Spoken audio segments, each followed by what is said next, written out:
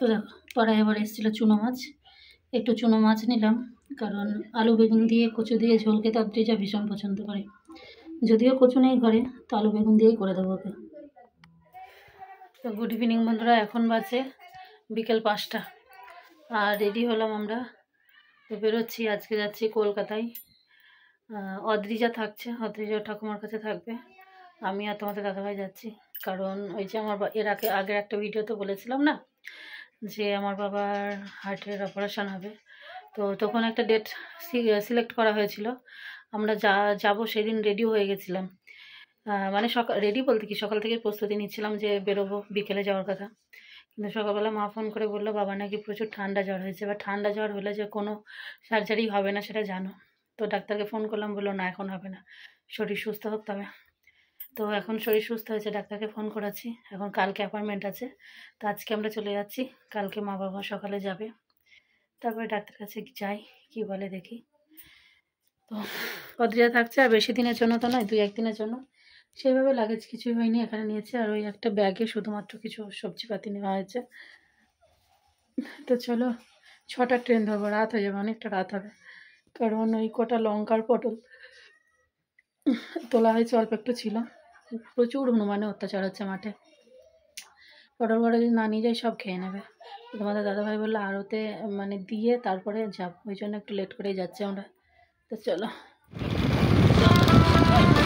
ভাই চালিয়ে গেল, ওর একটা ভাই চালিয়ে গেল, তারপর আমরা বেরিয়ে পড়েছি।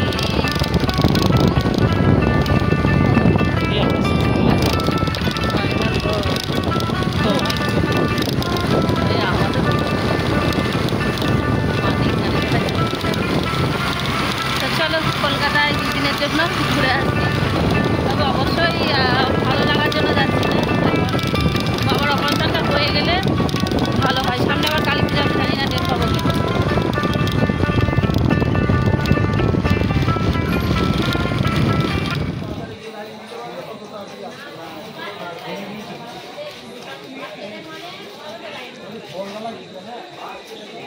একটা প্যাকেট তুমি গিয়ে একটা প্যাকেট এক্সট্রা নিয়ে এসো, না হলে এইটা তো যদি রস বেরিয়ে যায়, এই কালো মিষ্টি দিয়ে দেয়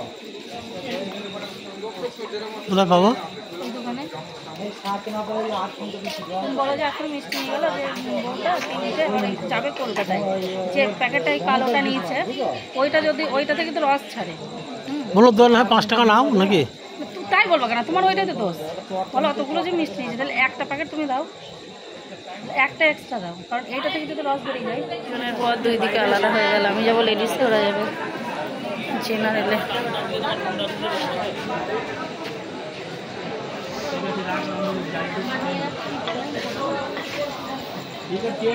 বললাম কি আমি কথা শুনি না।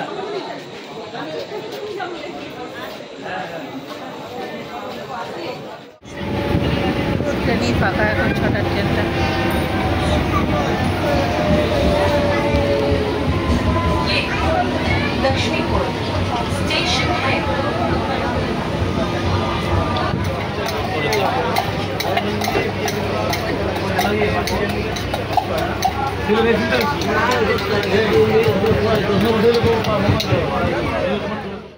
তো দেখো আমরা বাড়ি থেকে সন্ধ্যা 6টার ট্রেনে উঠেছিলাম, কিন্তু ওই ট্রেনটা হচ্ছে ব্যান্ডেল। আমার অতটা মনে ছিল না, আমি ভাবছি কি ওটা ডাইরেক্ট হাওড়া। তো ব্যান্ডেলের আগের স্টেশনে তোমাদের দাদাভাই ফোন করলো যে এটা ব্যান্ডেলে তুমি নামবে, কারণ আমি যেহেতু লেডিসেই যাতায়াত করি। তো তারপরে ওখান থেকে আবার চেঞ্জ হলো, এবার ওই জন্য আবার পরের ট্রেনটা আবার এক জায়গাতেই বসাচ্ছি। এটা তো 1 ঘন্টা টাইম। আর এখানে দেখো একটু চটপটা, ওই যেটা কাঁচা ছোলা নয় ঠিক, এটা হচ্ছে ওই সবুজ মটরগুলো। তো এই মাখানিটা একটা কিনেছি, কারণ ওইদিকে না কিছুই খাওয়া হয়নি, একা একা ছিলাম তো, মানে অতটা কিছু খাওয়া হয়নি তো এখানে এসে যে এটা নিয়েছি, দুজনে এখন ভাগ করে খাচ্ছে, খেতে খেতে গল্প করতে করতে। আর আমাদের সঙ্গে আর একটা পার্টনার একদম ওই হলটে, আমাদের ওখান থেকেই স্টেশনে হয়েছে, মানে সঙ্গী হয়েছে, সেটা হলো তোমাদের দাদাভাইয়েরই এক ফ্রেন্ড, একটা স্কুল টিচার। তো ও যাবে কলকাতায়। তো ও আর ওরা দুজন এক জায়গাতেই ছিল, সারা রাস্তা গল্প করতে করতে এসছে। কিন্তু এই ট্রেনটা এসে একই সিটে জায়গা পাইনি, ও পিছনে আছে। পরবর্তীতে অবশ্য আমরা আবার এক জায়গাতেই হয়ে গেছিলাম, মানে আমাদের সিটে যখন একজন উঠে গেল তখন আবার 3 জন একই জায়গাতে বসেছিলাম। আর ও কিন্তু খুবই ক্লোজ ফ্রেন্ড তো একই সঙ্গে জার্নিটা শেষ মুহূর্তে খুব সুন্দর হলো। তো চলো, যে খেতে খেতে আমরা পৌঁছে গেছি হাওড়া স্টেশনে, আর এই যে নেমেও পড়েছি। বাবা এখন বাজে 9:25, আমরা নামলাম হাওড়ায় এত রাতে। ঘরে পৌঁছাতে বাজে এই একটা মাস্টারমশাইয়ের সঙ্গে পরিচয় হলো রাস্তায় আমাদের।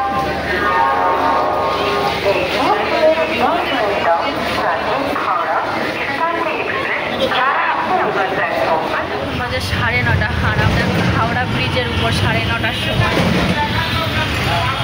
তো এটা হলো হাওড়া ব্রিজ, আর পুরো বাস ফাঁকা, দুজন বসে আছি আর ওইদিকে দুজন, পুরো ফাঁকা বাস। রাত্রি 9:30 বাজে এখন, আমাদের ঘরে পৌঁছাতে 10টা, সাড়ে 10টা, রাত 10টা 10-15 হবে তখন ঘরে পৌঁছালাম।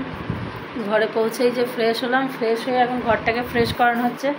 2-5 দিন না থাকলে বা ঘরটা এবার আজ মপটা দিয়ে তোমাদের দাদাভাই মুছে নিল, ওই মুছে এখানে ঘর। আর আমার যা বলবো, আমার খুব শরীর খারাপ করছে, মানে কটা দিন থেকে তো শরীর খুব খারাপ। তো আমার আজকে খুব কষ্ট হয়েছে, মানে এসে একদম কিচ্ছু পাচ্ছি না, চরম মাথা যন্ত্রণা সেই বাড়ি থেকে। আমি আর কিছুই করি না, আমি শুধু ফ্রেশ হলাম। আর এই যে বিছানাটা, বেডশিটটা চেঞ্জ করলাম, ওটা চেঞ্জ করে ওখানে ফেললাম, ওটা সকালে ধোয়া হবে। আর এইটা খেতে নিলাম, ছোট্ট একটা বেডশিট, এটা বেডশিট নয়, এটা হচ্ছে সোফা, কিন্তু একজনের শোয়া হয়, দুজনে হবে ইচ্ছা করলে, দুজনের শোয়াটা একটু টাফ হয়ে যায়। অদ্রিজার সঙ্গে শোয়া যায়, অদ্রিজা একটু বাচ্চা তো। আর এখন একটু জলমুড়ি খেয়ে শুয়ে পড়বো আমরা। রাত্রির এখন 10টা 40 বাজে, এখন ভাত বসিয়েও হবে না, জলমুড়ি খাবো, খাই শুয়ে পড়বো।